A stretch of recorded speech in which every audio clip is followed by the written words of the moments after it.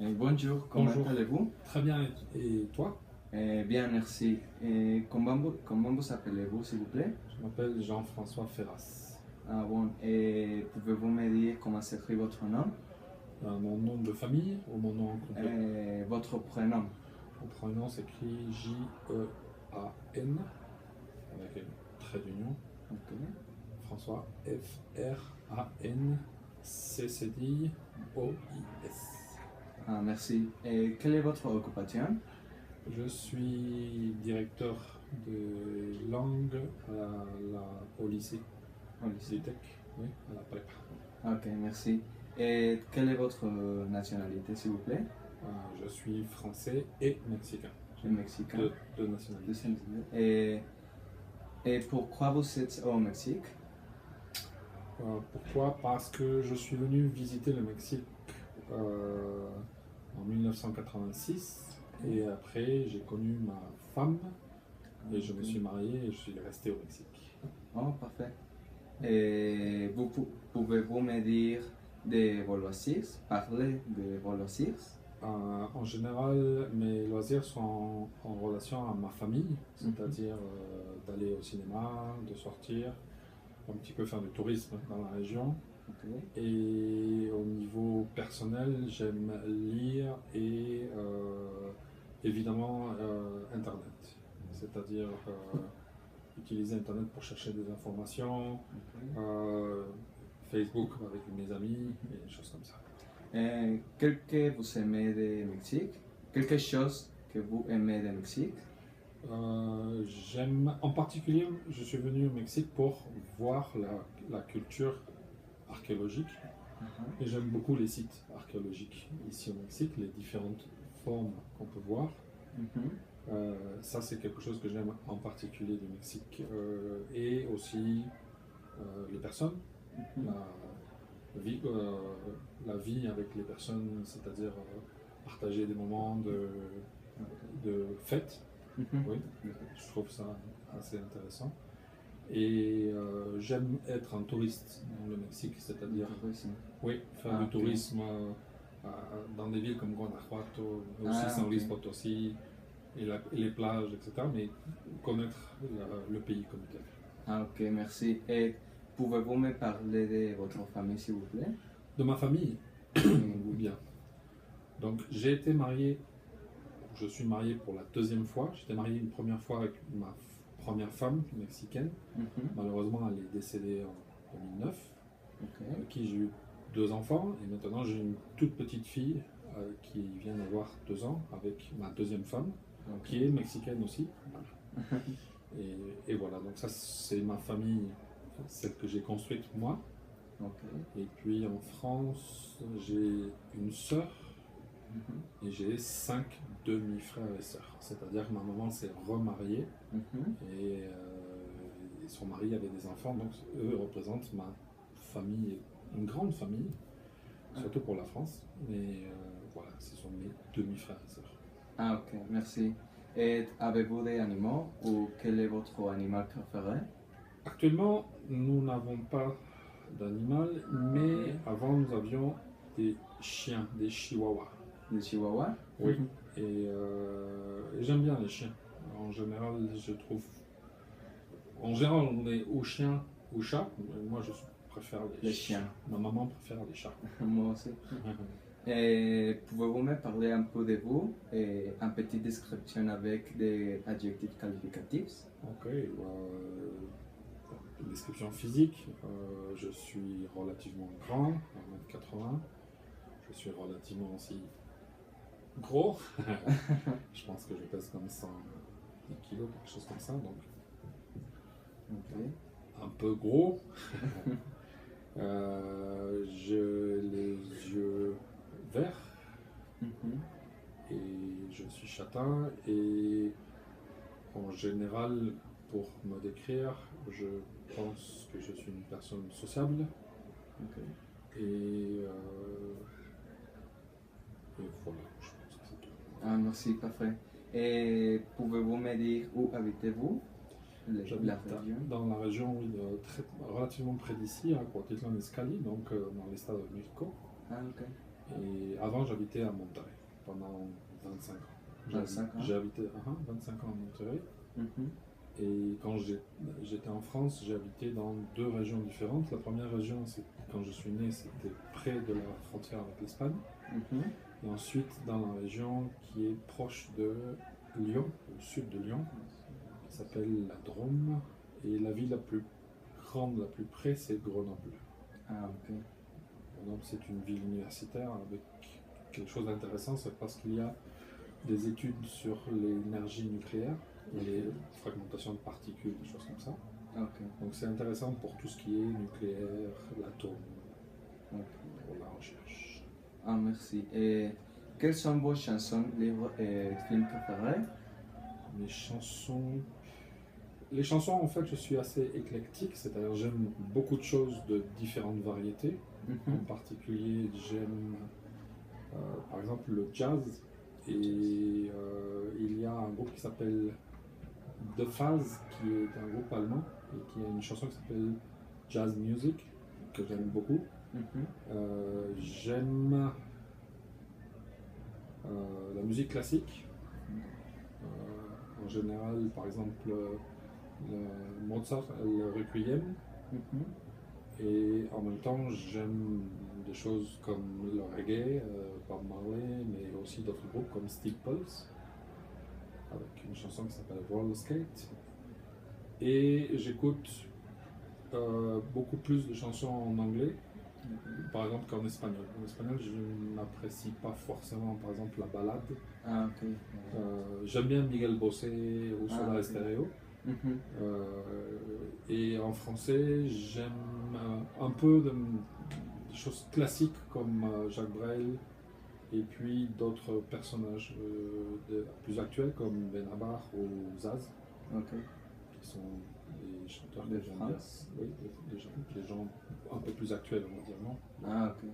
Oui, voilà. Et, et quel est votre monument préféré de... Ah, on n'a pas parlé de ah, films et de livres. Ah, pardon, le livre Oui. et le film. Le film, je pense, j'aime beaucoup mais pour parler d'un précisément, je dirais Le cinquième élément de Luc Besson, Ok. que je trouve qui est à la fois anticipation, science-fiction, mais aussi comme une comédie. Donc c'est intéressant d'avoir ce mélange. Et j'aime particulièrement le film qui est relativement récent, qui s'appelle Intouchable. Ici on a dit Amigos, non? Il a été traduit par Amigos. Je trouve que c'est vraiment un très bon film. Il a toutes les qualités d'un grand film. Et j'aime les classiques en fait qu'on a vus, par exemple Harry Potter ou les séries comme Star Wars. Ah, ok. Oui. D'autres films comme ça. Et des films français aussi, particulièrement Sur mes lèvres, qui est un film qui est un peu plus compliqué, non? Star Wars. Oui. En fait, pareil que dans la musique, je suis assez éclectique, j'aime beaucoup de choses différentes. Et dans les livres, Le Seigneur des Anneaux de Tolkien. Ah, ok. Évidemment, j'aime le film, mais je préfère le livre. Le livre. Et je crois que ce serait mon livre préféré, c'est-à-dire les trois livres. Ok. Et un auteur aussi, Agatha Christie, avec tous les livres d'Agatha Christie, où je trouve que tous sont intéressants. Donc, ça, c'est un auteur dans lequel tu peux dire que je peux lire n'importe lequel des livres, je trouvais ça intéressant. Et quand j'étais enfant, j'aimais beaucoup Jules Verne. Jules Verne. Avec, pareil, 20 000 lieues sous les mers, le voyage, enfin, Jules Verne, l'univers de Jules Verne. Oui, tous les livres me paraissaient intéressants justement pour ce côté d'anticipation. Ah, ok. Oui. Parfait. Et quel est votre monument préféré de Mexique ou de France et pourquoi? Monument.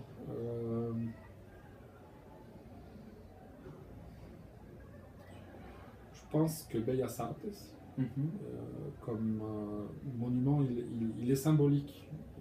il a une symbolique de 1900, la fin de 1800 et le début de 1900. Je représente un peu l'art déco, la transition entre deux siècles, entre un siècle qui était relativement tragique, non, à un moment donné, je crois que pour toutes les nations, on va passer d'une société rurale à une société dans laquelle l'industrie est importante. Et en même temps, on a ce côté de beauté du bâtiment. Et puis, il a une fonction, c'est-à-dire, je trouve ça intéressant, qu'il a la fonction d'être un musée, un théâtre, un monument. Il a des activités, il n'est pas seulement pour regarder. Comme la Tour Eiffel, finalement, c'est un joli monument, mais c'est seulement un monument. On ne fait pas grand-chose. On va à la Tour Eiffel, on est monté sur la Tour Eiffel, mais je trouve que c'est pas un monument qui... C'est un joli monument, mais il n'a pas d'autre fonction. Non? Ah, ok.